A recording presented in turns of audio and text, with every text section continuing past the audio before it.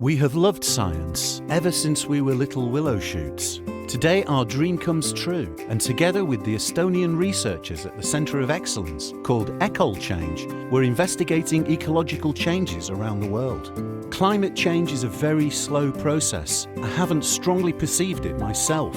Changes are measured using the SMEAR ecosystem monitoring mast, and the evidence is clear.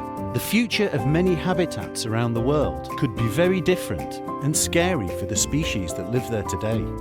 Apparently, during the time of my ancestors, sweet potatoes did not grow in this area. But look at us now. I'm beginning to realise how serious these changes have been and will still become. Nobody knows precisely all the things that affect our coexistence in the ecosystem. Invisible organisms such as fungi and bacteria have a huge effect on the Earth's flora, which we are now starting to discover. Plant ecologists at the Estonian University of Life Sciences and their colleagues at the University of Tartu have collected a wealth of data from around the globe. Each team at Ecolchange's high-tech facility contributes to finding out how plants, fungi and animals adapt to the changing climate. I'm new to this lab, so I'm interested in knowing whether I would have a future in the Nordic region alongside potatoes. I want to help diversify people's diets. I'm also going to look into the plant growth chamber. Our friends from all over the world grow there. I find it very exciting that scientists are experimenting with new field crops like myself in the Ecolchange project. They do this to find crops that are stress tolerant and can adapt to the future climate. This way, we can secure the food supply for humanity. We were included in the study group of plant ecophysiology and biosphere-atmosphere interaction. This group studies plant adaptation to changes in temperature, humidity and CO2 content.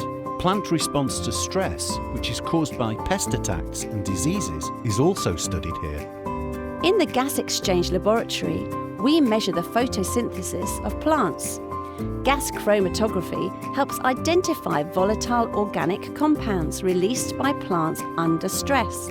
This method has made our laboratory well known around the scientific world. Now we are in the microscopy lab, where researchers can take a closer look at our leaves' inner structure. From this, they can estimate which plant is going to grow faster. All the project data provides the opportunity to draw conclusions, for example, about how volatile organic compounds emitted by plants and greenhouse gas emissions affect the carbon cycle in various ecosystems and global climate change, and vice versa. The important thing is that the research data were added to the global database. Only this way can visualize the effects of climate change and better predict the future. It is necessary to implement ecologically sustainable management right away in both forestry and agriculture in order to anticipate rapid change and prepare for new circumstances. It is easier to try to prevent the destruction of existing ecosystems than to restore them later. We still have things to discover, so jump on board.